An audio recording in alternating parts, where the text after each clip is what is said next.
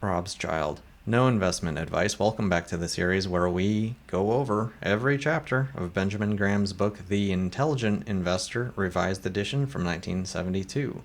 The purpose of the series is not to replace any content of this book, but to act as a supplement to talk about how the lessons learned may apply to things going on today, as well as including some of my own commentary regarding how the lessons learned in this book compared to the second edition of Security Analysis, the sort of biblical version of his work from 1940. Today's chapter is Chapter 13, A Comparison of 4 Listed Companies. This was a relatively short and simple chapter, and we'll get through it together. So, first thing, he says that the 4 companies are random picks from New York Stock Exchange, obviously alphabetical order: Electra, Emerson Electric, Emory Air, and Emhart Corp. Electra and Emerson being in sort of similar categories, but that's not the point that we're going after.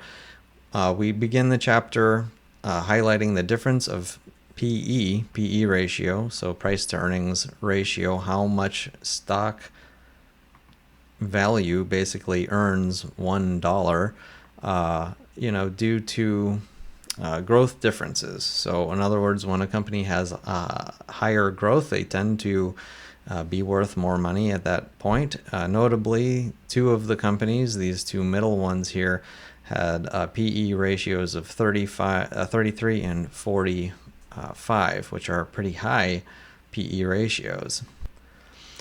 In a nutshell, he heeds caution on high PE ratios due to high growth, says, yes, high growth is impressive, but can it continue?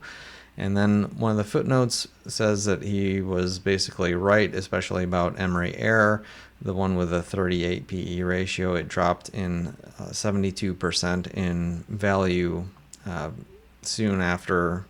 fairly soon after this book came out. I'll add that, the other one, Emerson Electric, also had a high PE ratio as of the writing of this book, but continued to be highly successful, and in fact, today still exists as a thriving company. It would have been a great investment even though it had a high PE ratio. And so the bigger point here, though, is that, when you have a company with a high PE ratio, you just don't know what's going to be happening into the future. There's a lot less safety involved for many reasons when you have a company with a very high PE ratio. So in a nutshell, low PE ratios are just simply safer.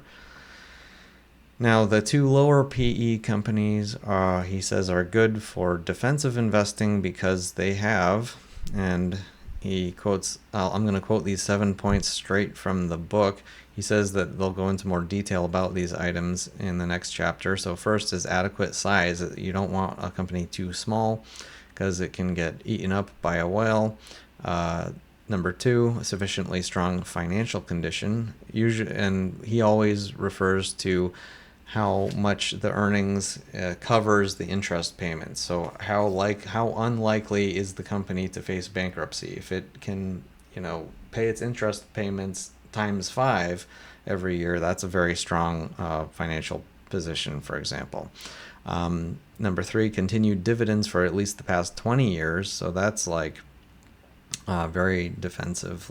Are they paying out to the shareholders nonstop for 20 years? Number 4, no earnings deficit in the past 10 years. So even if they have been paying dividends, what about their earnings? Are they just, fudging the books and just being like, oh yeah, investors, we can still pay you even though our earnings were negative this year? He doesn't like that. He really doesn't like negative earnings.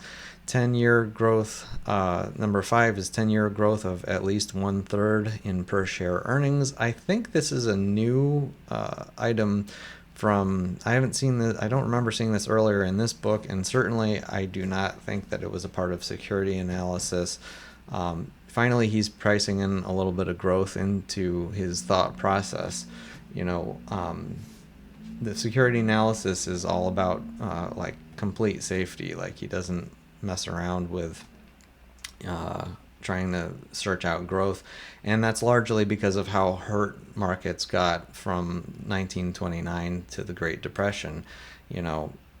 A lot of investments did not do very well, and and arguably, not really arguably, investments stayed sort of too conservative coming out of the Great Depression for a long time. Things kept, the prices were really kept down, and then we got kind of an explosive move coming after that, which makes sense with this book coming out in 72. He had gone through the quiet period of the Depression in the 40s, and then also the explosive growth through the 50s, 60s, and early 70s. So it makes sense for him to become more liberal through this period, and it just makes me think further, like, well, how much of that should we be trying to assume here? Wouldn't it be better just to stick to the basics? Who's to say we're not headed into another Great Depression moving forward? But I digress. Number 6, price of stock no more than 1.5 times asset value. So price book ratio no more than 1.5, and then also price no more than 15 times the average earnings of the past 3 years. So this is also a new metric. If you remember earlier in the book, he was discussing no more than 25 times average earnings of the past 10 years. Now this is saying no more than 15 times the average earnings of the past 3 years. Pretty interesting. Again, this is specifically for defensive investing. Moving on, he says, we don't know how the two examples with the low PE ratios will do in terms of future earnings, but it seems like something that will perform well enough across the years. And then we move on to his final observation, that there's no reason to assume exchanging a high PE ratio for a low PE ratio company would have been good for a short period. And I think this largely relates to momentum. When you have a hot stock going up, it can just keep going up and up and up. And so, good for you for like holding on to that and making your profits by sitting on the hot popular stock that seems to keep growing. But again, this is like, well, watch out. You don't really know when that growth may slow down, stop, or reverse. Again, this is I attribute this to his more liberal side as far as investing goes. But he does talk about even in security analysis, talking about you really have to have good reason to exchange one security for a different one, to the point where you want to quantify that into like, well, how much more am I going to be able to make from this new investment? He does talk about that in security analysis.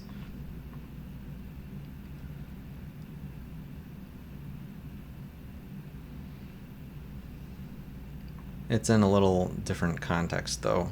But he adds to that, but it's okay to change high PE ratio to a low PE ratio if this is your goal, if you're purposefully choosing value type over your glamour type of a stock, and that's a choice that an investor needs to make. And I'm going to add a personal note to this, that if you follow Graham's way of investing, you're going to miss out on stocks going to the absolute moon. You're not going to be buying things that seem like they have a lot of growth priced into them. I'll add I'll do another note added on top of that. Google recently, I think it was 2023, got down to, I think, about a PE ratio of around 20, and that's when Michael Burry bought it, you know. And but you know, a PE ratio of 20 with its position, you know, it would probably fit into his Graham's conservative investments. When you have a ginormous growthy company like that being priced at an acceptable valuation, it becomes very attractive very quickly.